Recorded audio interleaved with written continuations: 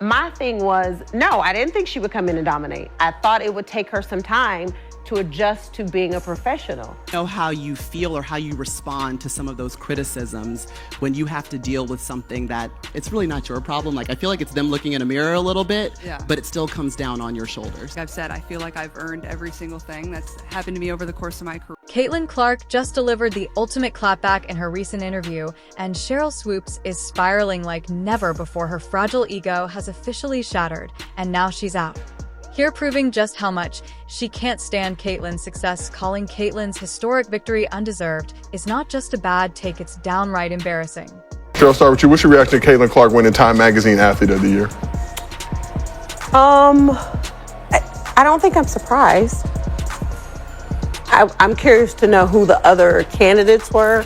Let's be real, Sheryl, this isn't something Caitlin's fans or the basketball community will let you walk away from unscathed. Caitlin poured her heart, sweat, and soul into this league to earn the title of Time Athlete of the Year. It's not just a win for her, it's a win for women's basketball. And I've grown up a huge women's sports fan, whether it was basketball, whether it was soccer, whether it was volleyball, you go down the list. Like, I grew up loving it and watching it, so it's pretty special. Like, it doesn't really feel real that I get to be here, but an amazing honor. But no, here you are bitter and petty, trying to downplay her accomplishments. Guess what you don't get? To dismiss greatness and expect no consequences. Caitlin has built a legacy, and it's time you learn to deal with it. The fact that that's the very first WNBA player to ever win Time Magazine Athlete of the Year is pretty special. And my question is, like the criteria, is it based off of her performance on the court, which, yeah, she had a great year, or is it more about the impact that she had on the game this season? Sheryl Swoopes, what a spectacle you've made of yourself. Caitlin Clark just pulled off the ultimate flex by becoming the first WNBA player in history to snag Time Athlete of the Year, and instead of applauding her greatness, you decided it was the perfect moment to make yourself look small. Bravo, Sheryl, truly an MVP move in pettiness, that is. Put Asia Wilson in there. That was just basketball. So that's what I'm saying. Was it just the performance on the court, or it's global? It's like, I think it's everything. Yeah. It's everything. Let's start with Caitlin Clark, a name you clearly can't escape. Her stats alone could send any hater scrambling for excuses. 19. 5 points per game, 8 for assists, and 5. 7 rebounds. As you rookie, did I mention she led the league in assists and obliterated the WNBA single-season assist record. And her 761 points across 39 games crushed Simone Augustus' rookie scoring record. Meanwhile, Sheryl, your most exciting stat seems to be the number of podcasts you've used to whine about her butt. But for the season, Caitlin Clark's averaging 20 points, league-leading 8 assists, 6 rebounds, 1.3 steals. Now has the Fever back in the playoff for the first time since 2016. So are you surprised by Caitlin Clark and the Fever's improvement since the Olympic break? And Caitlin isn't just about numbers. She's single-handedly transforming women's basketball into a must-see event. Remember when the Atlanta Dream had to relocate their game to a 20,000-seat arena just because Caitlin Clark was on the court? That's called impact. It's something you might remember from your heyday, Sheryl, back when dial-up internet was a thing. Caitlin's bringing in ticket sales, skyrocketing TV ratings, and putting women's basketball on the map in ways you couldn't dream of. But hey, don't let that stop you from being bitter. Now, let's get to your tantrum, shall we? On Gil's Arena, you decided to question the criteria for Caitlin's award. Really, Sheryl, the criteria, is it based on on-court performance or global impact, you asked, as if Caitlin hasn't crushed both categories.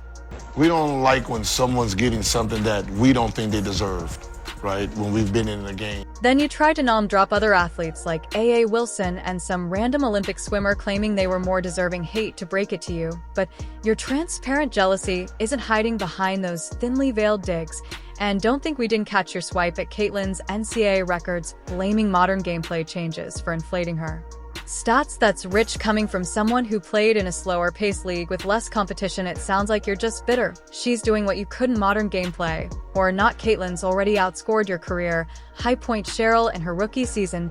Maybe that's why you're so salty. Been a crazy year.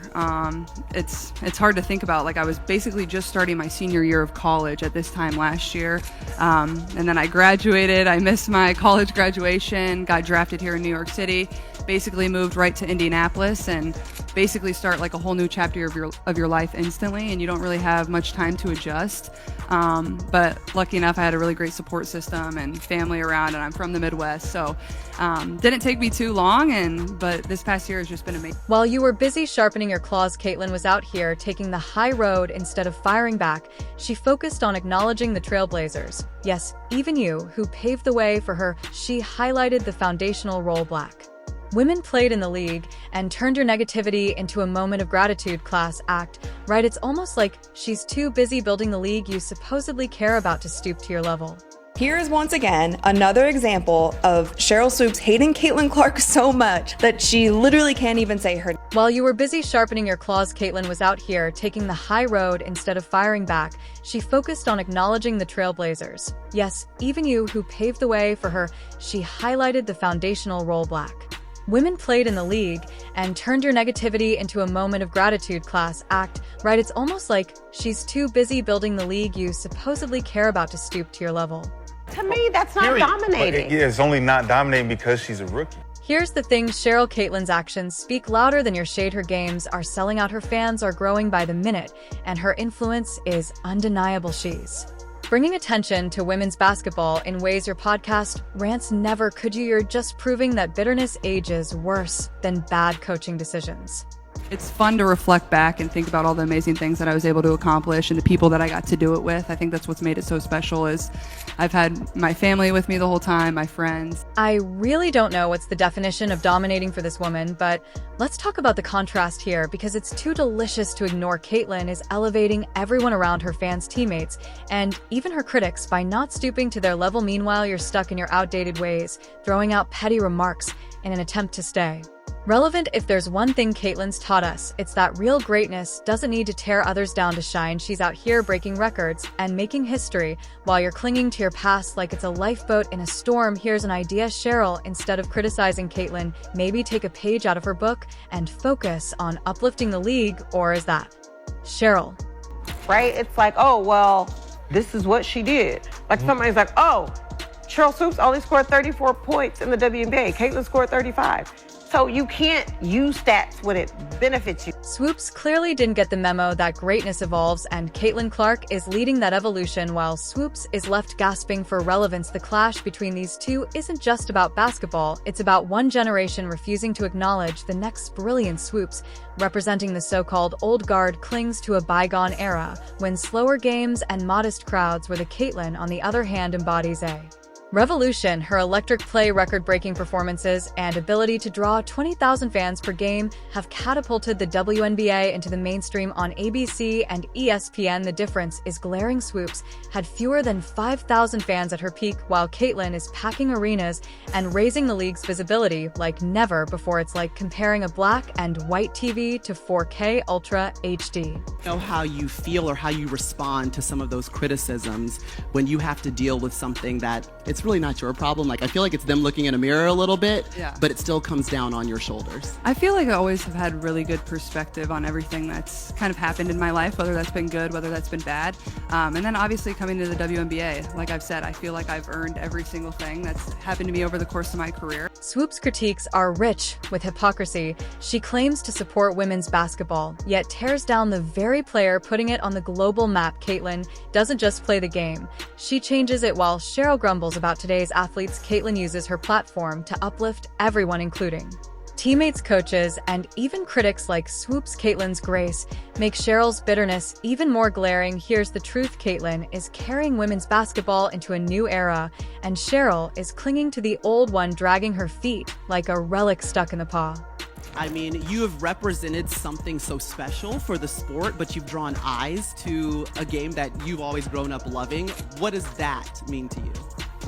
You know, it's kind of hard for me to wrap my head around because I'm so focused and so competitive, and I love the game. I love playing. I love being in front of the fans. But over the course of probably the last 2.5 years, it's all kind of changed where, you know, it's hard to get a ticket whether we're at home or whether we're on the... Let's talk about dominance. Caitlin Clark isn't just good, she's redefining what it means to dominate despite having no off-season jumping from a grueling college schedule straight into the WNBA. She outperformed every rookie expectation. She played over 82 games without missing a single one, a feat most players wouldn't dare attempt. Meanwhile, Sheryl sits comfortably behind a podcast mic, throwing shade like she's hosting a daytime soap opera. Caitlin's on-court dominance is matched only by her off-court leadership, advocating for Black women in the league and constantly engaging with fans. Caitlin proves that being a star isn't just about stats, it's about impact. She's signing autographs, inspiring young girls and boys, and showing the world what women basketball is capable of.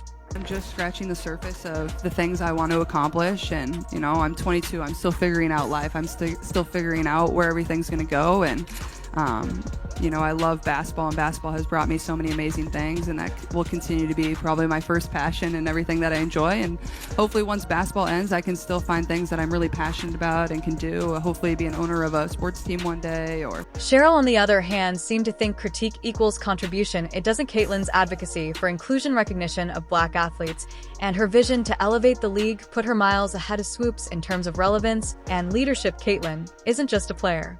She's a movement. She's already talking about aiming for MVPs and one day owning a team. Big picture goals Sheryl never dared to vocalize in one rookie season. Caitlin has done more to shift the narrative around women's basketball than Sheryl managed in her entire career. That's not shade, that's just facts. Here's the kicker. While Sheryl wastes her breath questioning Caitlin's accomplishments, the rookie is bringing record-breaking attention to women's basketball. Ticket sales are skyrocketing, TV ratings are climbing, and fans are flocking to games like never before. Caitlin isn't just a player, she's a phenomenon. Her sold-out games and cultural impact have given the WNBA the kind of visibility Sheryl could only dream of, and yet, instead of celebrating the growth Caitlin's driving, Sheryl chooses to complain on. Honestly, it's giving jealous extra, and it's embarrassing for everyone involved. Caitlin Clark's rise is rewriting the entire playbook for women's basketball. Sheryl Swoopes could have been part of that narrative. Instead, she chose to critique from the sidelines, proving that while legends are remembered, not all are celebrated equally. Caitlin's humility and focus have made her the star the WNBA needs, while Sheryl's pettiness has relegated her to little more than a footnote in someone's story. Sheryl, if you're listening, Caitlin's not here to take your shine, she's here to light up the entire league. The least you could do is applaud instead of sulk.